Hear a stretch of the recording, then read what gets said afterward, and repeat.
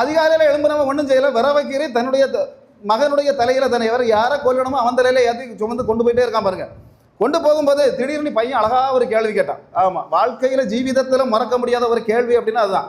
ஆமாம், அப்பா தீ இருக்கு, உம கையில் கத்தியும் இருக்கு, ஆனால் பலி மிருகம் எங்க, ஆட்டுக்குட்டி எங்க அப்படின்னு கேட்டவங்க நெஞ்ச உருக்குங்கிற கேள்வி. அவன் சொன்ன ஒற்ற வார்த்தை, ஆண்டவர் பார்த்துக்கொள்வார், ஆண்டவர் பார்த்துக்கொள்வார் அப்படின்னு சொல்லி அங்கே கொண்டு போய் மோரியா மலைக்கு மேலே கத்தியை வாங்கும்போது கத்திக்கும் பையனுக்கு கழுத்துக்கும் 1 மீட்டர் தூரம் கூட இல்லை, 1 செகண்ட் நேரம் கூட இல்லை. ஆண்டவர் சொன்னார், ஆபிரகாமே ஆபிரகாமே ஆபிரகாமே ஆபிரகாமேன்னுட்டு ஆண்டவர் எப்பவுமே டபுள் சத்தத்தில் கூப்பிட மாட்டார். அவர் சில இடங்கள்ல தான் ஆபிரகாமே. அதை பாருங்க, ஏலி ஏலினாரு, எருசலேமே எருசலேமே, சீமோனே சீமோனே, இப்படி ரெட்டை சத்தத்தில் அவர் கூப்பிடுறது சில இடங்கள்ல தான். இங்க ஏன் ரெட்டை இடத்துல கூப்பிட்டாரு அப்படின்னா, இவனுக்கு வயசு 100க்கு மேல, செவி ஒருவேளை அவுட் ஆகியிருந்திருக்கும். ஒரு தடவை கூப்பிட்டா கேட்காம ஒருவேளை குத்தி சரிச்சுட்டானா என்ன செய்யறது? ஆண்டவர் சொன்னார் 2 தடவை கூப்பிட்டாரு, ஆபிரகாமே ஆபிரகாம்.